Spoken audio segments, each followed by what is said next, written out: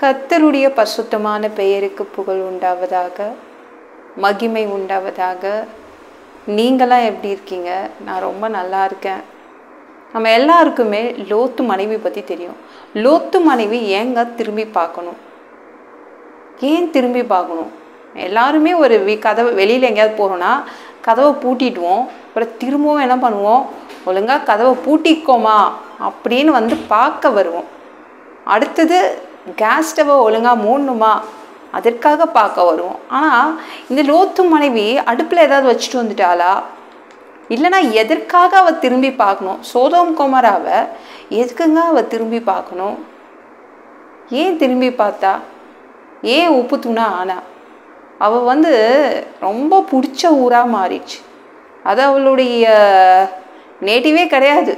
சோதோம் கொமராக்குள்ளே வந்து இடையில வந்தவ தான் அவள். ஆனால் அந்த சோதோம் கொமரா அவளுக்கு ரொம்ப பிடிச்சிருந்துச்சு. ஆனால் அது தேவனுக்கு பிடிக்காத இடம். தேவனுக்கு பிடிக்காதுன்னா நமக்கும் பிடிக்கக்கூடாதுங்க. ஆனால் அவளுக்கு ரொம்ப பிடிச்ச இடமா இருந்துச்சு லோத்து மனைவிக்கு. அதனால தான் லோத்து மனைவி வந்து அந்த இடத்த விட்டு வர மனசே வரல அவளுக்கு. அதனால தான் அவள் வந்து சரி கடைசியாக ஒரு தடவை பார்த்துடலாம் அப்படின்னு அவள் பார்த்தா. அவளுடைய பயமே இல்லை. சோதோம் கொமரா மக்கள் இருக்காங்களா, அவங்களுக்கும் பயமே இல்லை. கர்த்தர் பயமே இல்லை. எல்லாம் தெருவில் பாவம் செய்தாங்க. எல்லாருக்கும் தெரிகிற மாதிரி நடுத்தெருவில் பாவத்தை செய்தாங்க. யாருக்கும் பயப்பில்லை. இப்போ பாவம் செய்தால் எல்லாரும் பயப்படுவாங்கல்ல. அம்மா அப்பாவுக்கு தெரியாமல் பாவம் செய்வாங்க, கரெக்டாக. மனைவிக்கு தெரியாமல் பாவம் செய்வாங்க, கணவருக்கு தெரியாமல் பாவம் செய்வாங்க. நடு தெருவில் யாராவது பாவம் செய்வாங்களா?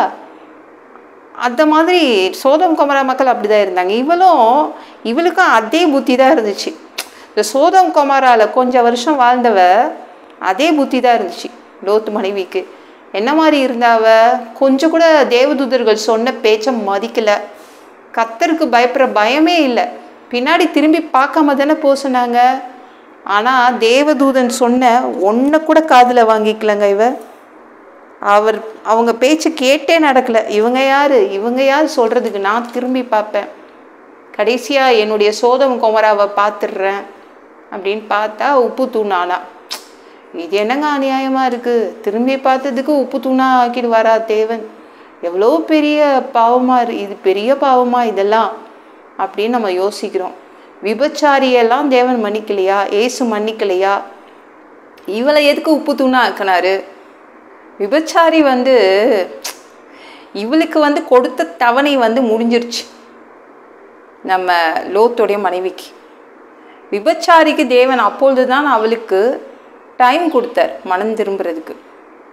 நீங்கள் பாருங்களேன், அவங்களுடைய சித்தப்பா இருக்காங்கள, லோத்துடைய சித்தப்பா இருக்காங்கல்ல, அவங்க சித்தப்பா தான் தேவன்கிட்ட பரிந்து பேசினாங்க. யோ ப்ளீஸ் லோத்துவோடைய குடும்பம் இருக்குது, காப்பாற்றிடுங்க அப்படின்னு. அவங்க தான் டைமை வந்து கேட்டு வாங்கி அவங்கள எப்படியே காப்பாற்றிடுங்கன்னு சொல்லி இவங்க வந்து பரிந்து பேசி தான் வாங்கி கொடுத்த அந்த காலகட்டம் அது. அதனால தான் இவங்க வந்து லோத்து குடும்பம் வந்து தப்பிக்கிறதுக்கு தேவதூதர்கள் உதவி செய்தாங்க. அது வந்து கடைசி தவணை அவங்களுக்கு. தேவனுக்கு பிடிக்காத இடத்துல போய் உட்கார்ந்ததே தப்பு. சரி, தேவனுக்கு இது பிடிக்காத இடம்னு அப்போ தான் தெரிஞ்சுக்கிட்டாங்கன்னு வச்சுக்கோங்களேன். அப்பவும் தேவன் சொல்லும்போது வெளியில் போயிருக்கணும். அப்பவும் லோத்து மனைவி திரும்பி பார்த்தா. அதுதான் தேவன் அடித்தார். ஒவ்வொருத்தருக்கும் ஒரு மனம் திரும்புவதற்குன்னு என்று ஒரு கால அவகாசம் தேவன் கொடுக்குறாரு. ஓகேங்களா? இப்போ ஒரு வீடு வாங்க போகிறோம், நம்மளுக்கு மொத்தமாக பணம் இல்லைன்னு வச்சுக்கோங்களேன். அப்போ இஎம்ஐ அப்படின்னு நம்ம மூலமாக நம்ம பணத்தை கட்டுவோம். ஈக்குவேட்டட் மந்த்லி இன்ஸ்டால்மெண்ட், அதாவது சமமான மாதாந்திர தவணை கணக்கு. நம்ம தவணை காலகட்டத்தில் பணத்தை கட்டுருவோம். பணம் மொத்தமாக நம்மளால் கட்ட முடியலனா அதே மாதிரி தான் தேவனும் மொத்தமாக என் பிள்ளைங்க பாவத்திலிருந்து வெளியில் வர முடியாது, அதனால் அவர் என்ன பண்ணுறாரு? தவணை காலம் கொடுக்குறார். சரி, தவணை காலகட்டத்தில் நீங்கள் மனம் திரும்பி வந்துடுங்க, உங்களுக்கு நான் தவணைகளை கொடுக்குறேன் அப்படின்னு அவர் கொடுக்குறாரு. ஏன்னா என் பிள்ளைங்க இந்த பாவத்திலேருந்து மனம் திரும்ப ஒரே நாளில் முடியாது, அதனால் அவங்களுக்கு நான் டைம் கொடுக்குறேன், அப்படின்னு அவர் சொல்கிறார். வெளிப்படுத்தின விசேஷம் 2:21. அவள் மனம் திரும்பும்படியாய் அவளுக்கு தவணை கொடுத்தேன். தன் வேசி மார்க்கத்தை விட்டு மனம் திரும்ப அவளுக்கு விருப்பம் இல்லை. அவர் சொல்கிறார் பாருங்க, தவணை கொடுத்தேன் அப்படின்னு சொல்கிறாங்க. ஒவ்வொருத்தருக்கும் சில வருடங்கள் அவர் தவணை கொடுப்பார், திரும்பி வரட்டும், மனம் திரும்பி வரட்டும், திருந்தட்டோன்னு.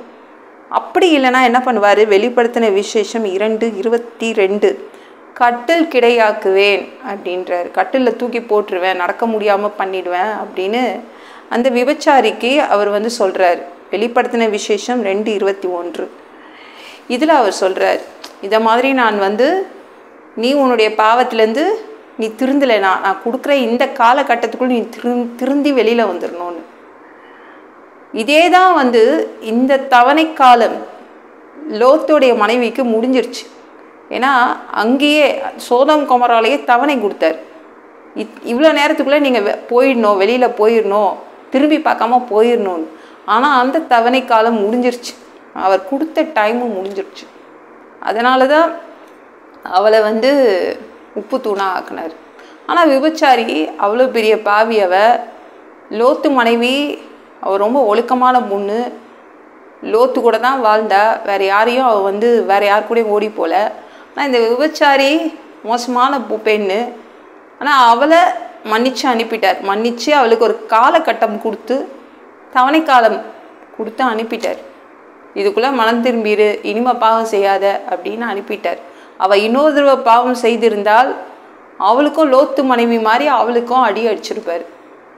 நமக்கு என்று ஒவ்வொருத்தருக்கும் ஒரு காலகட்டம் கொடுக்குறாரு. உடனே இதை எப்படி நிறுத்த முடியும்? உடனே இந்த பாவத்திலேருந்து இந்த பிள்ளைங்க எப்படி வெளியில் வருவாங்க? அதற்காக நான் அவங்களுக்கு ஒரு குறிப்பிட்ட கால அவகாசம் கொடுப்பேன் அப்படின்றார். எவ்வளவு நல்ல தேவன் பார்த்தீங்களா? அவர் கொடுக்குற அந்த காலகட்டத்தை பயன்படுத்தி நம்ம என்ன பண்ணணும்? மனம் திரும்பி வெளியில் வந்துடணும். சரிங்களா? இப்போ எனக்குன்னு ஒரு பர்டிகுலர் ஒரு பீரியட் கொடுத்துருப்பார். நான் அதுக்குள்ளே எனக்கு விட வேண்டிய பாவத்தெல்லாம் நான் விட்டு வெளியில் வந்துடணும். இல்லைன்னா நான் தான் அடி வாங்குவேன் தேவன்கிட்ட. அப்படி ஒவ்வொரு மனிதனுக்கும் ஒவ்வொரு தவணை காலம் கொடுத்துருப்பார். எல்லாருமே பாவம் தானேங்க செய்கிறோம், யார் ஒழுங்கு? அதனால தான் தேவன் அதுக்கு சில அவகாசம் கொடுத்துருப்பார். அதுக்குள்ளே நம்ம மனம் திரும்பணும். ஞாபகம் வச்சுக்கோங்க. ஜாலியாக நம்மளுக்கு கண் முன்னாடி நிற்கிறது இல்லை. இத்தனை வருஷம் கொடுத்தாரா, எத்தனை மாதம் கொடுத்தா தெரியல. அதனால் நம்ம ஜாலியாக இருக்கிறோம். தேவனா எவ்வளோ பாவம் செய்தாலும் ஒன்றும் செய்ய மாட்டார், ஒன்றும் பண்ண மாட்டார், அவர் ரொம்ப நல்லவர் அப்படின்னு நம்ம ஜாலியாக விட்டுட்டு அப்படியே ஜாலியாக என்ஜாய் பண்ணிகிட்டே இருந்தோம்னா அவ்வளோதான், ஒரு காலகட்டத்தில் தண்டனை வாங்குவோம் அவர்கிட்ட. அதனால் கவனமாக இருங்க. சரிங்களா? அவர் ஒவ்வொரு நாளும் பாவிகளின் மேல் சினம் கொள்கின்ற தேவன், ரொம்ப கோபம் கொள்கின்ற தேவன். அதனால் அவருடைய அவகாசம் கொடுக்கிற அவகாசத்தை நம்ம உதாசீனப்படுத்திடக்கூடாது.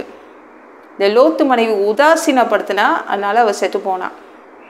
அவருடைய கால அவகாசத்தை நம்ம உதாசீனப்படுத்தாமல் அதை பயன்படுத்தி என்ன பண்ணணும்னா மனம் திரும்பி தேவனுக்குள் வந்துடணும். சரிங்களா? அப்படி பண்ணோன்னா நம்மளை தேவன் அவர் செட்டைகளின் கீழ் அனைத்து வச்சுப்பார், ஆசீர்வதிப்பார், நம்மளுக்கு எல்லாமே கொடுப்பார். அவருக்கு கீழ்ப்படியணும், அவ்வளோதான். அவர் சொன்ன பேச்சை கேட்கணும். அப்படின்னா அவருக்கு ரொம்ப பிடிக்கும். ஓகேங்களா? அவரை அலட்சியம் பண்ணக்கூடாது, அவருடைய வார்த்தைகளை அலட்சியம் பண்ணக்கூடாது. பாவத்திலேருந்து மனம் திரும்பிடணும். இந்த வீடியோ பிடிச்சிருந்துச்சுன்னா மற்றவங்களுக்கும் ஷேர் பண்ண மறக்காதீங்க. கர்த்தர் தாமே உங்களை ஆசீர்வதிப்பாராக.